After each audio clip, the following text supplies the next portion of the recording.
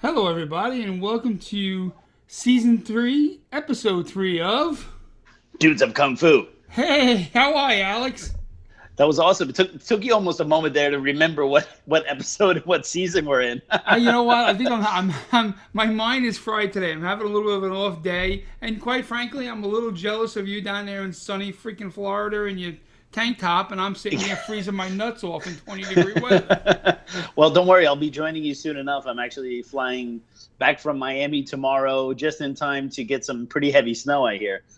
Oh, yeah, they're saying 12 to 18 inches. And, wow, that's incredible. Yeah, I'm not looking forward to that. No, not at all. Not at all. But you're also a little bit, well, aren't you also a little tired because you did another podcast earlier today, you told me, right? I did a podcast earlier today with a good friend of mine, Ian, who runs the Empty Cut podcast. It's a newer JKD podcast, and he's getting some nice downloads, and it's going well. He's going to be trying to grow that podcast, and he has a vlog going as well. And cool. Yeah, so I'm going to wish him well and help out with him as much as I can.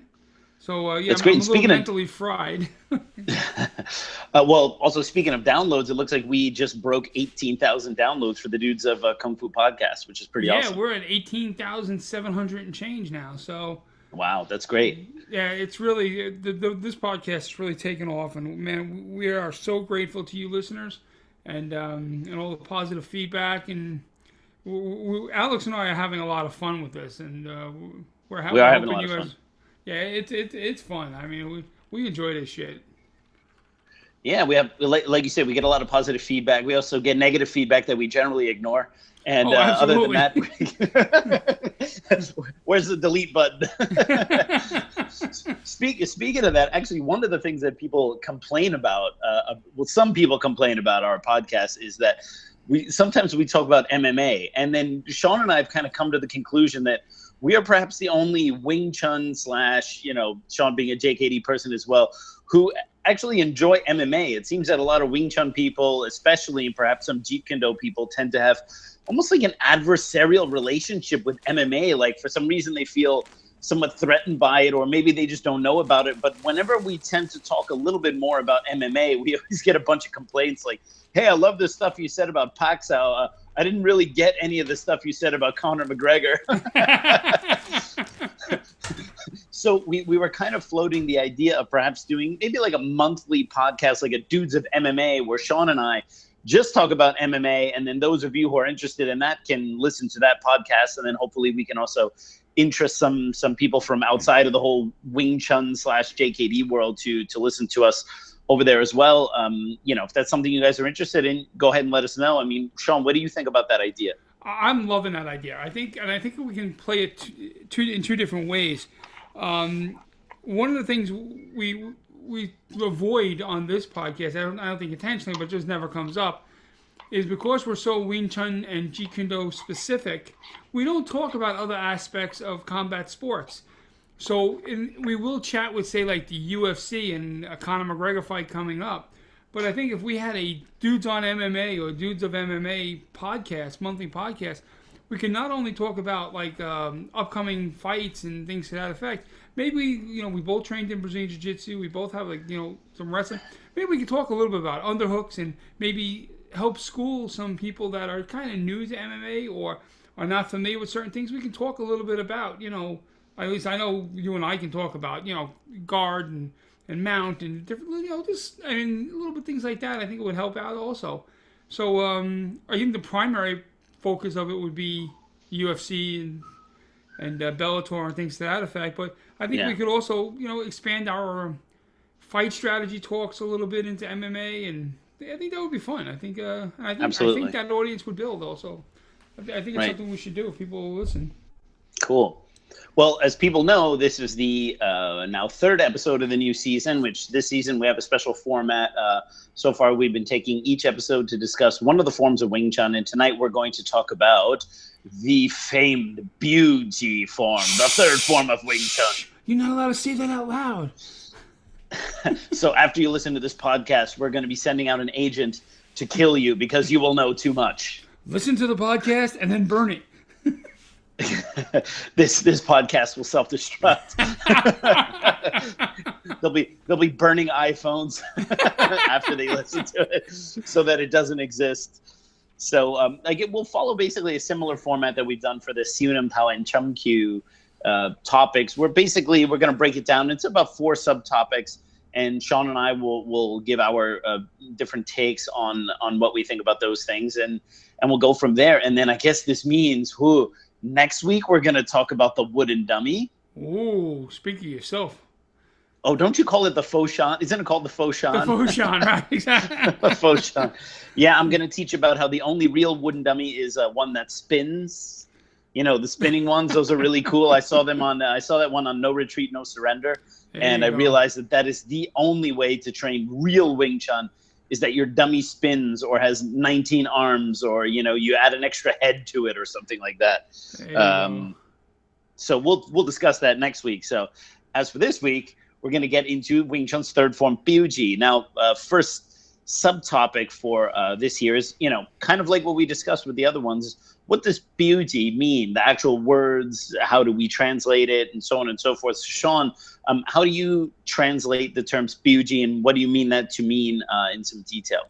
Okay, so obviously, I barely speak English, so we know I don't speak Chinese. I've always understood Buji to translate to be thrusting fingers and things, or something similar to that. However, I can tell you in Moyat Wing Chun, we're taught that although it may not translate it to be, the subtitle for our Buji is standard compass. Moyat would refer to Buji as the standard compass form. And where that comes from is, if you think of a compass, the needle on the compass always points north. Regardless of which way you face the compass, turn the compass, anything to that effect, the needle points north. And we look at Buji form as something that is going to help recover center line and bring your hands back to center, regardless of how you're turned or where you're turned, or where your hands are on and off center. So we again call Buji standard compass for that reason, that it brings you to, you know, north, making you pointing north, so to speak, hands on center, as a compass would be. Right. Oh, that's interesting. I actually never heard that before. That's pretty cool. I like when people have, you know, secondary names for things. They have kind of their own take on it. That's really interesting. Yeah, I mean, for us, for those of us from the WT line, you know, Buji, we use quite literal translation of biu in Cantonese, meaning to point or to dart or to shoot. Ji literally means fingers. Like right. The full term is saoji. Saoji is fingers. So it's just Buji, literally pointing fingers or thrusting fingers. Funny thing about that, you know, obviously the form is given that name because in the form we have Buji movements, and we have a number of movements where the fingers are pointing forward, and essentially, with the exception of the opening 2 punches and the punches at the end, it's mostly an open-handed form in terms of the strikes, which is not unlike the other forms as well, but it emphasizes very specific types of open-handed strikes, mainly Buji, Sat Gang Sao, the throat-cutting hand, some forms of Fak Sao, and Tan Sao, Tan meaning spade. So we have a number of different spade hands, open hands, throat cutting hands, so on and so forth. So this general idea of having your hands open, fingers open, and shooting them forward for different aims is kind of a very basic literal translation of it. You know, it's funny because my book series, my first book on the Siunam Tao was called The Idea. I wanted to have an English title because I didn't want like another book that had Siunam Tao. If somebody goes to Barnes and Nobles and picks up the book, they're like, "What the hell is this, Chinese food?" Right? You know, I wanted to have some title that maybe somebody who didn't know about Wing Chun might at least pick up the book for a second before putting it down and not buying it. So I came up with the idea to give them English titles. So the first book that has already come out, The Little Idea. The second book, which we're working on right now about Chumkyu, is called Seek the Bridge, right? The problem is I don't know what the hell to call the third form book, because thrusting fingers sounds like it might belong in another category of books. You know what I mean? So proctology or something like that. So it's like shooting fingers. Nah, that doesn't sound better. Thrusting fingers, darting fingers. No, it sounds like it sounds like a video you find behind the curtain in the old video store. You know what I mean? About recovering the center. Yeah, so I have decided to just call that book The Third Form. Oh, there you go. just to keep it on the straight and narrow as far as that goes, because I could not find a suitable translation for it in English that just did not sound oddly sexual or disturbing or disgusting in any kind of way. So quite literal, thrusting or darting fingers. So. The second kind of subtopic. Yes. Before we moved on, I just wanted to add one thing that I should have added before. I loved this, and this will make JKD people love this. The Wangsheng Lung people, and I got this straight from David Richardson. David Richardson. Yeah, I know. I'm telling you, I'm tired today. My apologies to Mr. Peterson. From some of David Peterson's writings, and JKD people are going to love this. He wrote that Buji means pointing fingers. The name is really a contradiction of expression from the Buddhist sutra, which in Cantonese says Buyachi, finger pointing to the moon, meaning if you only just look at the moon, you will surely miss out on the heavenly glory of the rest of the universe. So look further and expand your horizon. So JKD people are going to know that from Enter the Dragon, when Bruce Lee talks about, don't concentrate on the finger, you'll miss all the heavenly glory. This is an absolute takeoff of what he heard from his friend, Wangsheng Lung. So, wow. Wangsheng Lung said that Sifu Wangsheng Lung's understanding or translation of Buji, as it's Buyuchi, finger pointing to the moon. And that, and that's where Bruce Lee got the whole idea of don't concentrate on the finger, you miss all the heavenly glory, from Wangsheng Lung's understanding of the third form. Wow, you were able to put a pop culture reference in tonight's podcast. Check I'm very me out, impressed man, with you, Sean. That's pretty awesome. Yeah, great. I do remember reading that. I have to go back and double check what the Chinese character was. But that's very interesting. Yeah, it's part of the difficulty with Wing Chun is that unlike many of the traditional Chinese martial arts, particularly a lot of southern systems, they oftentimes have very fanciful names. Mangfu Hasan, like the fierce the fierce tiger comes down from the mountain, right? So a lot of the techniques from certain styles, that on a business card. Yeah, and actually that's a legit martial arts form, by the way. A lot of the traditional Chinese martial arts tend to have very fanciful names. And part of that has to do with the time period from which it came, where a lot of these techniques were very mystified, because if you had mastered them, the idea was that you could really use them to, put somebody out. So they had these amazing names,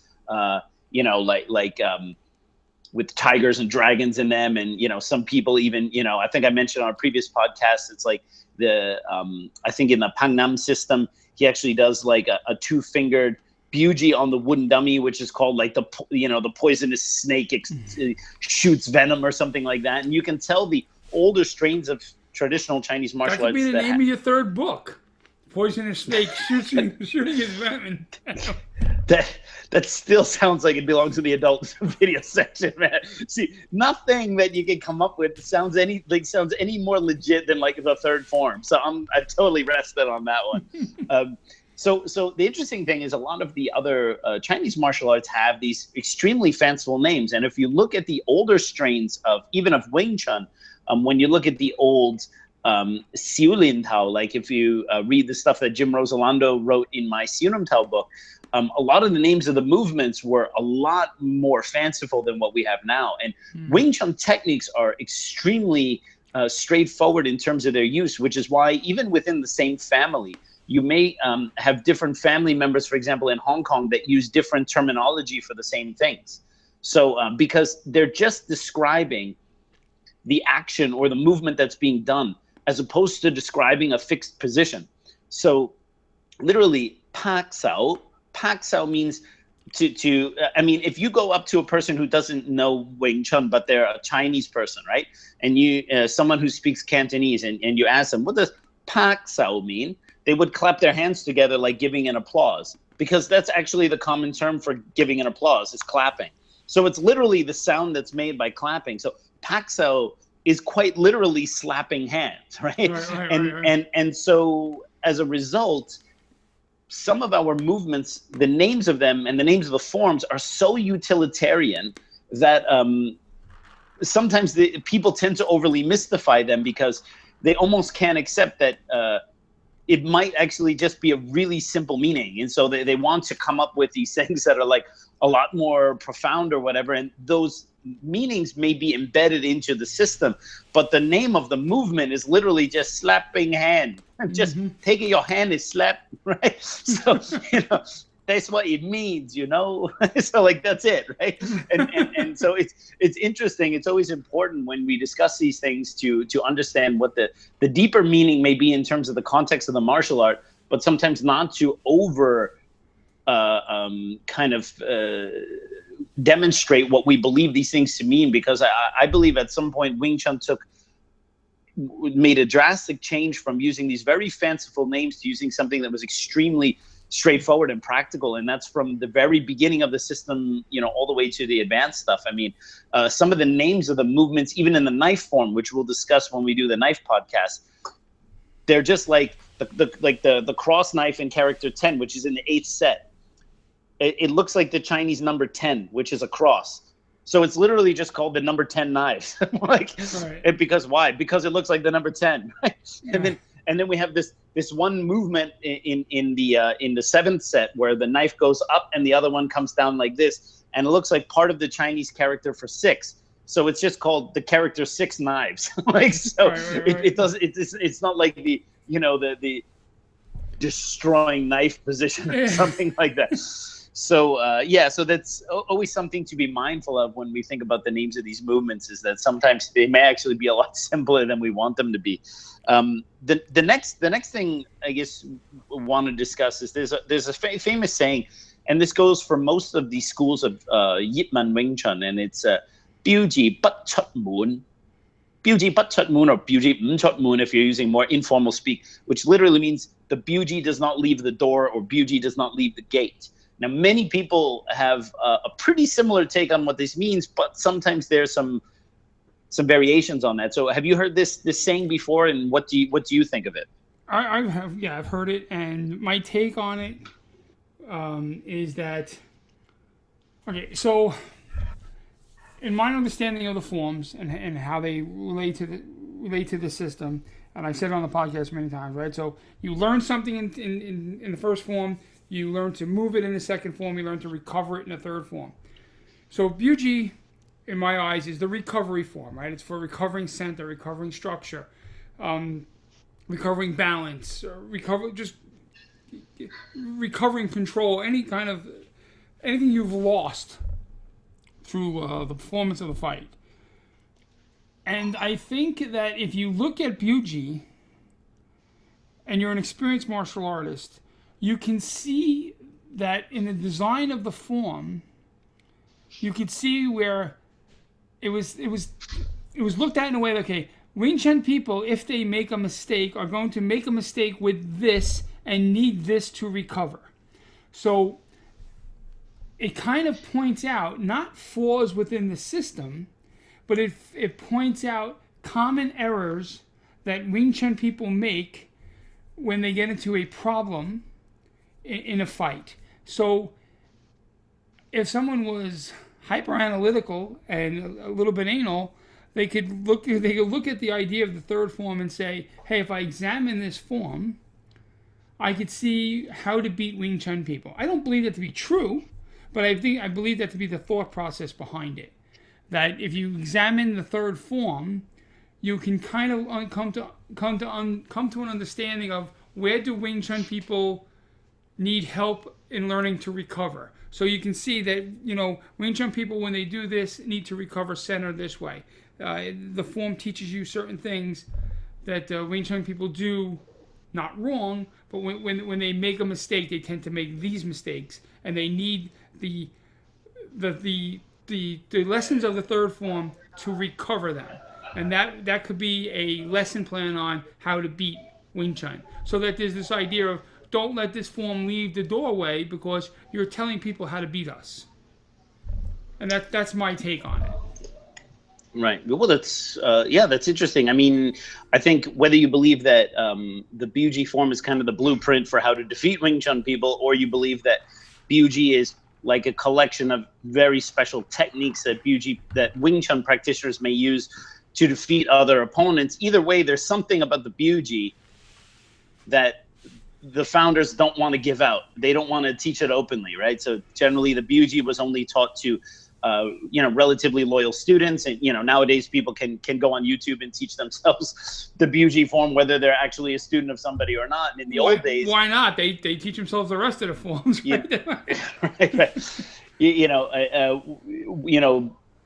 They can easily see it, but so that's obviously taken away some of the mystique. But there's definitely some things in the Buji that are meant to counter, not just certain things that other styles may do or whatever, but also to counter other Wing Chun, so that if somebody knew the Buji, they could, in certain situations, have the upper hand over somebody who did not know the Buji, even somebody who just did Seonum Town Chumkyu. And if they were very strong in applying those movements, somebody who had Buji could have an answer to get out of a situation that somebody who's maybe bigger and stronger than them can put them in.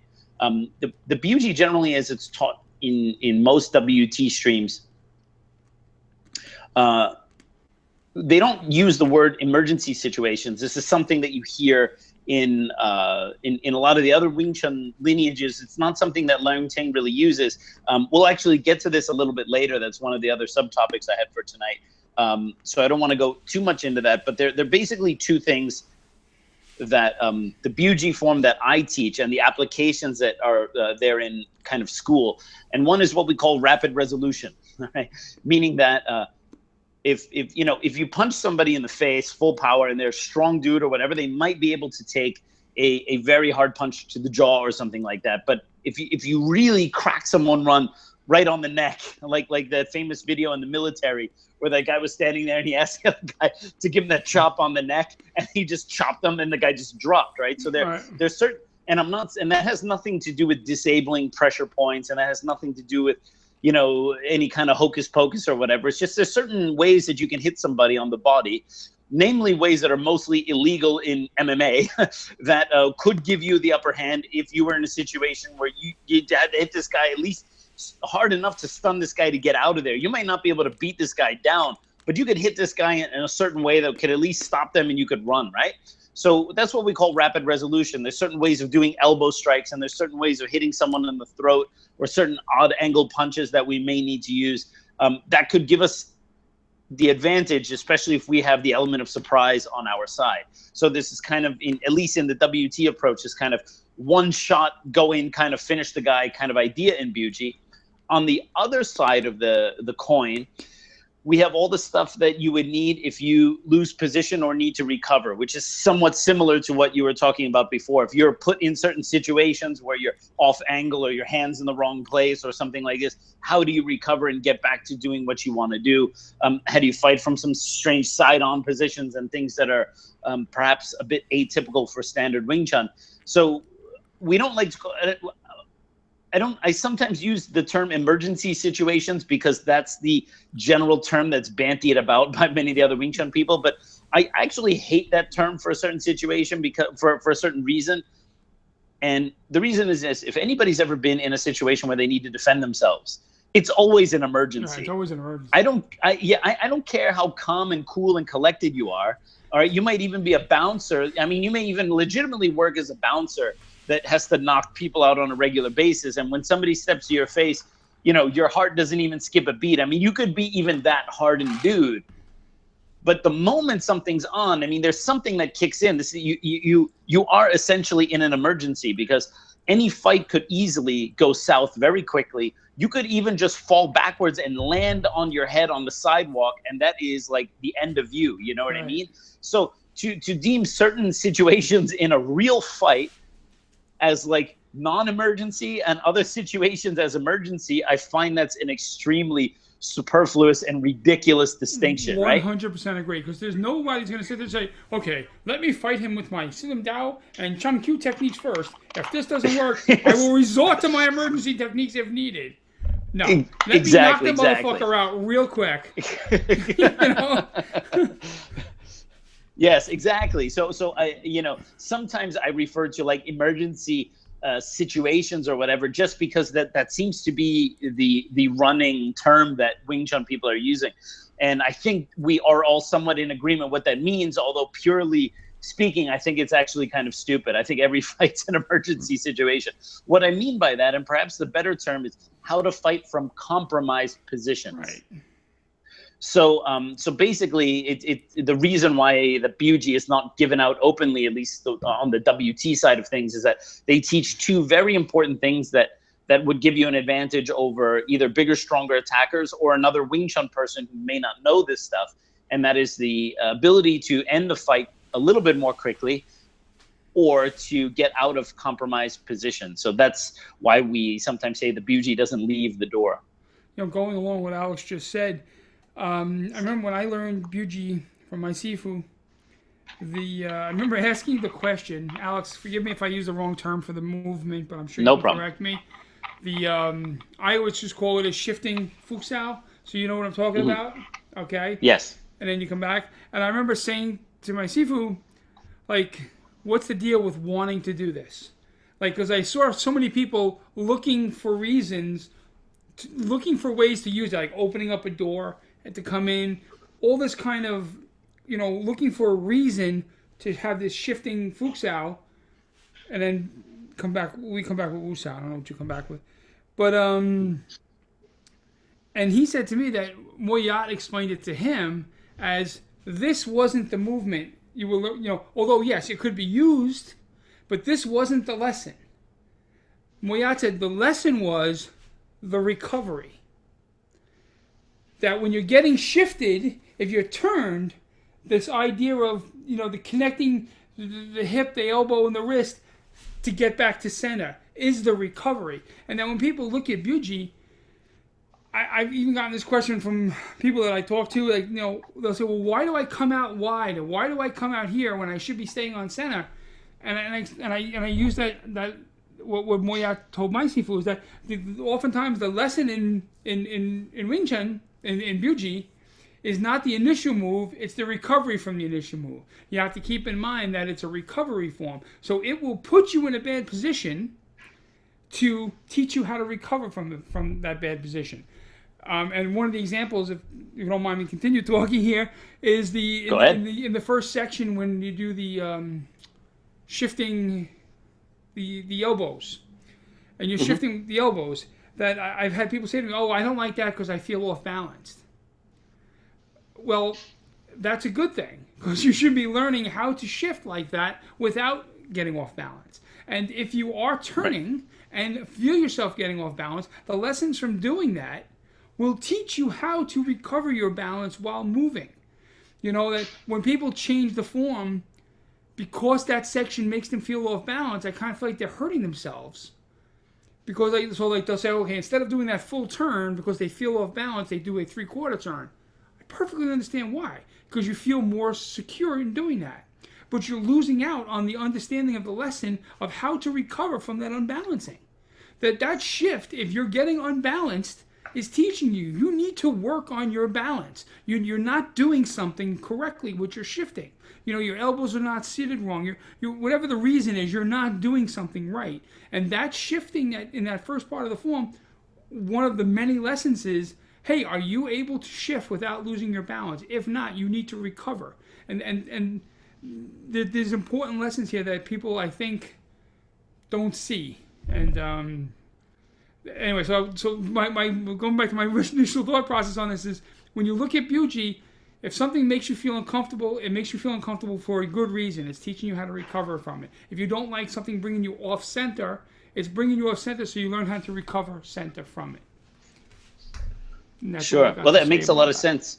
That's all I got to say about that. No, that makes a lot of sense. I mean, you're totally right. Sometimes people always look at certain beginning positions and then wonder, why are you here? Why do you go there? And they don't realize that the transition between positions, or how you go from here back to the middle or whatever, may actually be the lesson. And they're looking for all these kind of concocted reasons. And also to go to your point about, somebody who says, oh, I feel off balance when I do the elbow, so I'm going to change it. Well, it's kind of funny that, people will suck at something, and the first thing they do is they blame the style, and they don't blame their own incompetency or their own lack of ability in doing something. It's like, well, there's clearly been a line of people who've been doing this. Now, I'm not saying that tradition is any particular reason why something should never change, because although I teach a traditional martial art, I'm not one of these overly conservative guys who can't look outside of their own field of vision, right? But it's like I tell my students sometimes, especially when they're learning something for the first time, they learn some maneuver in Chisao, or they learn some fighting technique or some position or something like that, and they're going like, I don't feel like I don't feel comfortable in this situation, or I don't feel like I can do it. And then I show them and I demonstrate it a couple times, and they can see that I can do it, and I can do it when the guy comes at me with power, and I can do it when the guy resists. And I show them, so they see that it's possible. And then they're like, oh, but I can't do it yet. And then I just remind them, oh, how many reps do you have in this thing that I just showed you 3 minutes ago? Right. And then they kind of chuckle, and I remind them that, when I started learning it, I was also in the same position they were in. And nobody gave me the Kung Fu, and the fact that I'm demonstrating it now doesn't mean that that's the way it looked like the day I learned it. Right? I put a lot of time into it. So I can show them that, yes, a full week, 7 days, not a work week, 7 days. Don't get it twisted. So they see that I can do it. And then, so sometimes you have to remind people that they forget what the term Kung Fu means. Right. They sometimes think that we're just giving them products, and they're trying on products like they're trying on a new, therapeutic shoe insole or something like that. And like, I don't like it. It's not comfortable. It's like Kung Fu is not like that. And if you're going to follow a methodology, you have to follow it to the end before you really have a chance to criticize it with any kind of meaning. And there are people like, oh, I don't like the shifting. And well, I mean, I don't have this problem because I'm teaching my students I don't teach random outsiders the Buji. So the guys who are learning from me, they get it, and they're super excited to learn Buji. But I know from your experience, from what you've told me, and from what I've heard other instructors say, it's just like, oh, well, I don't like this, so I'm going to go use this thing from someone else's form. It's like, right. Good luck with that. I tend to equate what you just said was awesome, and what I tend to equate what we do when I'm teaching people, if you take it outside of the martial arts realm, if you look at, like, say, if you go into a gym, a place that I should be going to more often, if you go to the gym and you find some bodybuilder guy or some fitness guru or something to that effect, and you say, hey, teach me, and you do a week's worth of training with him every day, and you're working hard, and you say, well, how come I don't have muscles like you? Right. How come I can't do this high box jump like you can do? And he says, well, I'm doing this 7 years and you're at it a week. So right. You may not have the muscle size that I have or the athletic ability I have, but what you do have is you're a week better than you were last week. Right. And that's how, to me, that's Kung Fu. And that's how I think martial artists have to look at what they're doing. They may not be able to do something as well as their Sifu or their Sihings or even people of the same rank for them, because you're not in competition with anybody else other than yourself. You have to look at, hey, I may not be great, but I'm better than I was yesterday. But I'm not as good as I'll be tomorrow. And what Alex was just saying is, it's the same, it's the same thing with the way he's teaching the Kung Fu. Listen to me, like the Google. The Facebook. The Facebook, You've officially become 60 years old in one podcast. I'm turning 52 next week. Oh my God. But you have to understand that it's a progression, and it's not a product. Oh geez, look at this. Who's got a house phone now, motherfucker? You made fun of me in episode That's right. 2. Season 3, episode 2. You made fun of me, and now, motherfucker, I'm making fun of you. I hope I hear an answer machine, too. I hope I hear an answer machine, and no, I'm not cutting this out of the episode. And one of the old ones with the tape with the little cassette in there. It's got two. It has one for the message and the other one for recording. You remember those? Oh, you've reached the Richter. Well, first of all, this isn't my house. This is my parents' house, and they're old, so they can have a home phone. I, in my apartment, do not have a landline, so there. Oh God. I think it's done. So you can continue with your discussion of the kung fu. Well, you can just look it up on the Google. Just say, like, you're not going to be as good as Alex your first day. You'll be as good as Alex your third or fourth day, and then you become a CFO on the 7th if you're a genius like him. That's right. And on the 8th day, he rested. Cut yourself some slack, folks. It takes a while to get good at shit. And if I ever get good at something, I'll let you know how long it takes.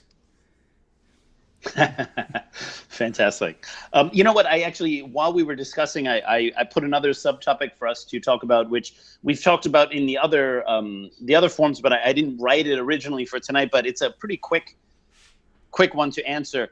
Is your Buji form broken down in any kind of sets or sections or anything like that? All right. So the other 2 forms are broken down into easily 3 different sections, with each section having a lesson. At least the way I do it and learned it, our Buji form is not that way. The way we learn Buji, there's kind of like sections. There's like, a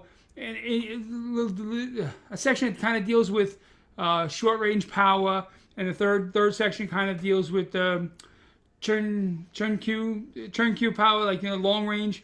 But I love that churn Q power. It's so tasty. That's a great title for your 3rd book. Churn Q power. No, that's so tasty. So tasty. The secrets of Churn Q power and Kung Pao chicken. That's awesome. The way I look at Buji and the way I've learned Buji, it's kind of like just one lesson after another, almost as if like it's just being built as it's going along. I don't know it to be broken down into certain sections. There's general ideas, almost as if like there was a thought trend in certain areas, but not so cleanly broken up as the first 2 forms. How about yourself? 100%. The same situation. Whereas like we have divisions for Siunam Tao, either 3 or 8, and divisions for Chumkyu, like 3 or 4, whatever. Buji, nobody, like by the time you learn Buji, nobody's like, whatever. You have like the first part with the elbows and then a bunch of other stuff after that. Like there doesn't seem to be like a clear breakdown. It also kind of makes sense because the first 2 forms are clearly they're the engineered operating system of our style. So it makes sense that they would be kind of broken down into very solidified sections of lessons and topics or themes or whatever. Whereas Buji tends to kind of be a bit of a gap filler, like for various problems we've had. So exactly, it's not necessarily a form that was constructed to be this or whatever, So I think it's interesting. We don't really break it down into sections or whatever. I just teach it in little parts as the student can pick it up or whatever. Obviously the first part, we have the different elbows. In the WT system, we actually have 4 different elbows in the Buji form. At the beginning, we have 3 distinct elbows. The first one is what we call kapjang. Kapjang is the overhead vertical elbow, sometimes known as the cover elbow. Mm-hmm. Actually, the Chinese term means to cover, but we normally just call it the vertical elbow. The second one is the diagonal elbow, diagonal slashing elbow. This one is called guaizhang. Guaizhang means kneeling elbow, right? And then the third one, which comes across horizontally, is called paizhang. Paizhang, the same like in Chumkyu, right? So it's just a slightly different form. And those are the 3 different elbows we have. Now, what's interesting about that is the old Langting form basically only used the kapjang, the overhead elbow. You just did 12 repetitions of it because you do, you do like 6 times and then you do the whole thing, right? But eventually, Sifu Langting changed it so that he had 3 unique elbows. Again, the number 3 again, right? Like the 3 kicks and stuff like that. Now he he based this on the applications that he learned from Grandmaster Yip Man, that Grandmaster Yip Man would teach various elbow strikes in the context of chi sao or whatever, but they weren't necessarily exactly represented in the form. Right. So what Leung Ting did, at least what I have surmised, is that he took those things that we would apply in chi sao and apply in fighting, and then put them in Buji to make 3 distinct elbows. So we have Cup Guai Pai, which is 6-4-2. We have 6 of the Cup Zhang, 4 of the Guai Zhang, and 2 of the Pai Zhang. After that, we have, the scissors gansao and all that kind of stuff. There's one set that Sifu Leung Ting added to the Buji form. He added it in the year 2000. Now, this is really interesting, Sean. You know that before Grandmaster Yip Man came to Hong Kong, he actually had a few students in Fatzan that he taught, namely like Guok Fu and Lun Gai, and, a couple other people. But in those days, because he was generally pretty well off, he didn't really need to teach for money. He just kind of taught for fun, or basically, let's say, to preserve his own practice, right?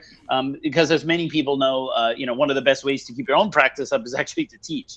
So he had a few students in the Fatzan era, which is basically before 1949, before his time in Hong Kong.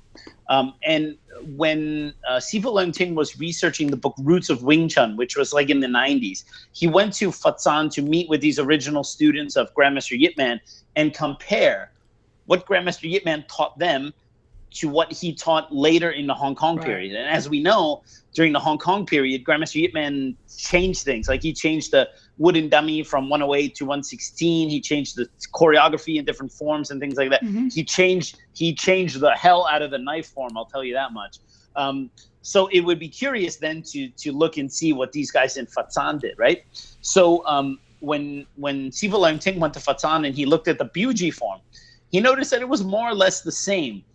But there was one set that they both kept doing that was not present in any of the Hong Kong era Wing Chun students. So not just that Leung Ting had not learned it, but Leung Seung didn't do it, Wong Sun Leung didn't do it, Ho Kam Ming, none of those guys, right? And it was interesting because it was known and had a fanciful name as the 5 Thunder Punches, right? Which is with a very fanciful name. But it's also interesting if you look at it in terms of the choreography, because after we do the elbow series in our Buji, we have the scissors gansao, which we do on both sides, right? Scissors gansao and the throat cut, scissors gansao and the throat cut, and then we go back, right? In the old days, after the scissors gansao, we did that dong faksao, that side faksao set that people have in the Buji forms. In the original Fatzan version, after the scissors gansao version, they had a version where they did kwansao 3 times. And after they did the kwansao 3 times, they had these so-called 5 Thunder Punches, which is gumsao punch, double punch, and then another double punch. So it's a series of 5 punches done in one. And it's interesting because the complementary technique to scissors gansao is kwansao. Scissors gansao being a double attacking movement and kwansao being a double defending movement. And they often follow each other in the wooden dummy sets where you have scissors gansao followed by kwansao, right? So in this old Buji that they taught, they had the scissors gansao set, and then followed by was a kwansao set, which actually makes a lot of sense. And then it had these kind of these kind of cool, funky 5 punches, right? Well, Sifu Leung Ting looked at this and he's like, I never saw this set before. And then he discussed with them, but he knew about the applications to it, but the set he had never seen before. He just knew how to use the movements in practice, right? So in 2000, he re-added it to the Buji form. So that meant that all the high-level Wing Chun people in his association in 2000 had to actually add a set to the form based on what he saw Yip Man's original students do. So we actually have that additional set. So if you were to see my Buji form, besides obviously some of the turning and some of the positions being different, and maybe the order of 1 or 2 sets might be different, but you would actually see an entire set that doesn't exist anywhere else. And that's particularly the 5 Thunder Punch set. That's cool. Now, can I go teach that? You can totally go teach that, because I didn't even show. Well, I kind of did some of the movements here, so you could play back the video. But you'd be more qualified to teach it than some people who've walked into my school trying to take stuff from me. But yes, so in addition to that, in our Buji form, we also have a hook punch, which not all the lineages have. After the Kam Nasao, we actually have a straight up hook punch. and then we have the downward elbow. I was talking about the 4 elbows, or the 3 elbows that come at the beginning. At the very end, after the hook punch, we actually have the downward elbow. Oh. So there's 4 unique elbows. I mean, of course, if you don't count the hao zhang that we every time we bring our hands back, that's also an elbow strike. But if we're not counting that guy, then we have 4 unique elbows in the Buji form, and that's it. But really, no sets or anything like that. Yeah, you know, in Muay Wing Chun, one of the first things that I learned differently. One of the first things I learned that was different than the rest of the form, the rest of the system, was where I was really introduced to the Hyunma. So the circling step, you know, like so when we open up. When we open up the forms, first form and second form, and people are looking on YouTube can see what I'm doing with my hands. You know, you kind of go here, boom, and to take your stance. Right. In Buji, you would circle, and then okay, so that's another thing we do. That's a little bit different than I've seen. Some people have Hyunma, and some people, you know, we do like one leg goes circles in, and the other one comes here and straight back. A lot of the, you know, I guess my C-Box have been doing that.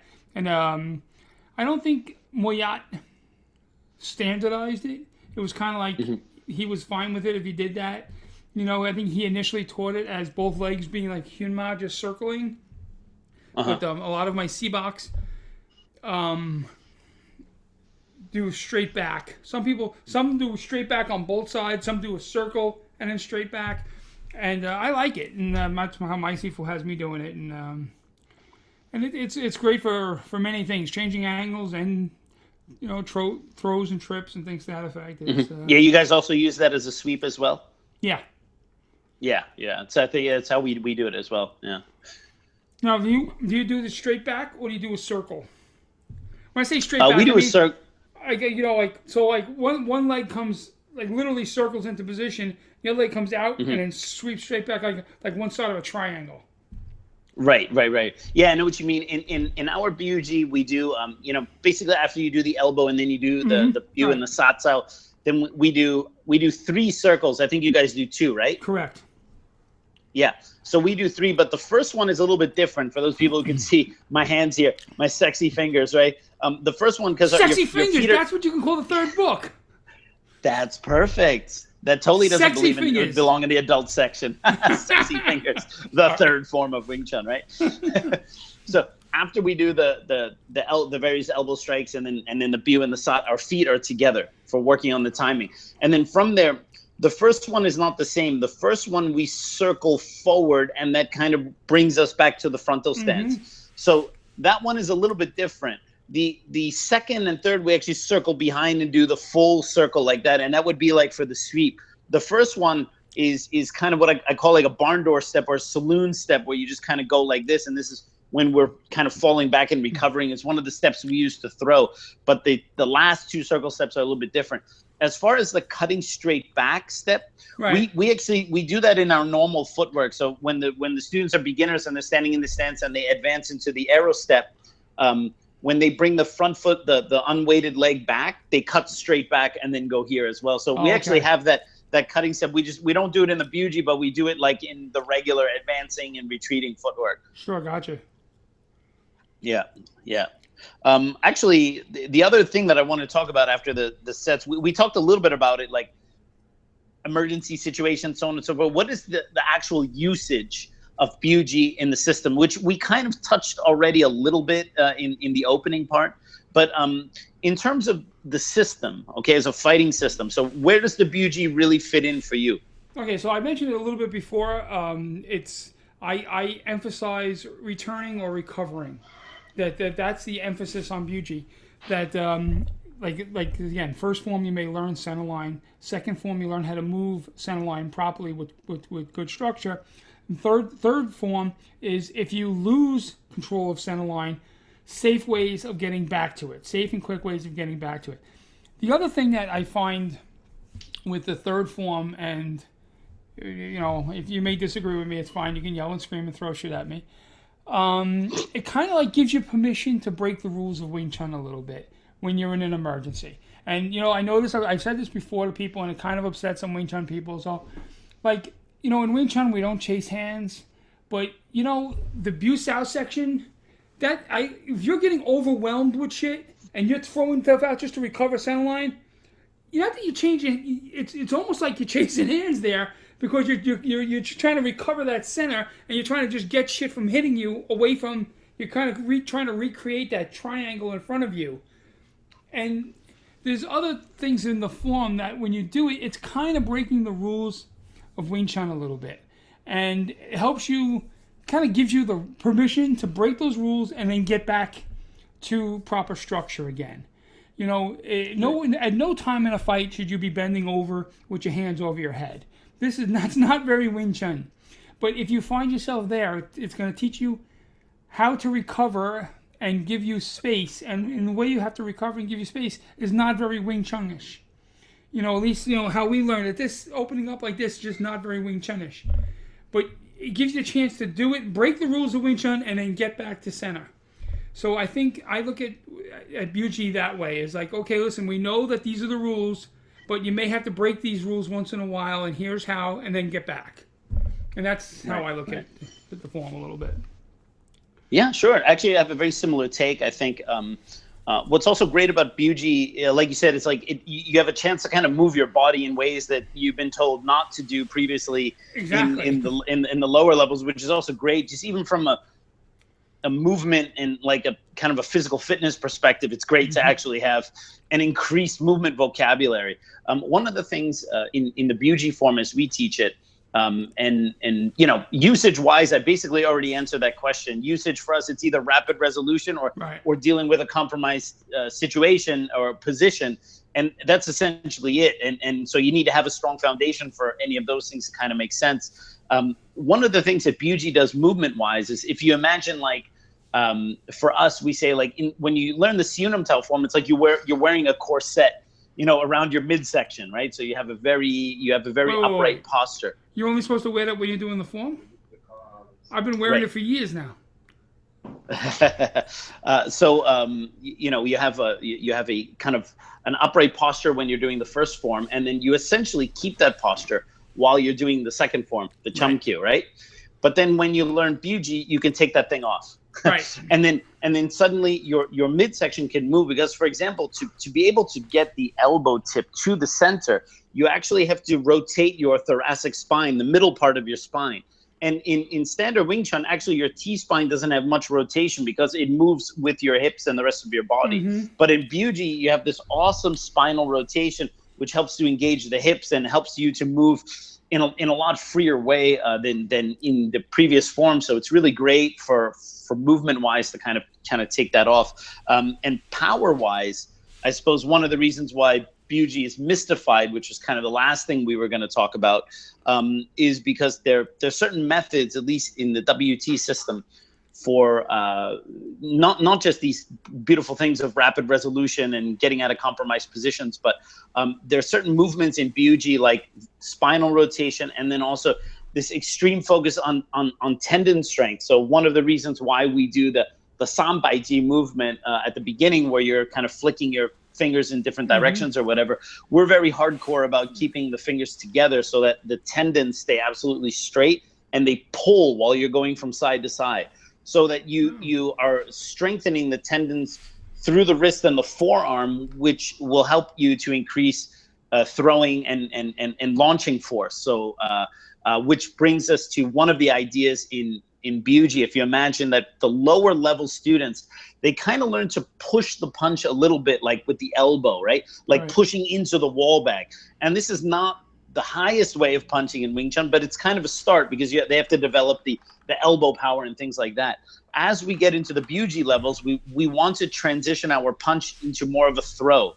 And in order to throw your arm, which is the most efficient way to generate power without hurting your arm, you need to have requisite tendon strength. So the foundation has been laid in the first two forms, but then it's kind of done in a much more extreme way in Buji in terms of making the tendons extremely strong and tensile. And unfortunately, tendons, unlike muscles, they develop a lot slower. So it's tendon strength is the deciding factor in human performance, but they don't develop. I think they develop at a rate, and don't quote me on this because I think it's like 4 times slower than muscles development. So it really takes, and there's only two types of training that actually stimulate the tendons. One is isometric and the other one is high speed. Like, for example, throwing something at really high speed and then coming to an abrupt stop, like an isometric hold. That's actually the best way to hit the tendons, and that's a really fast way to increase punching and muscle power, is to increase the power of the tendons that transfer that.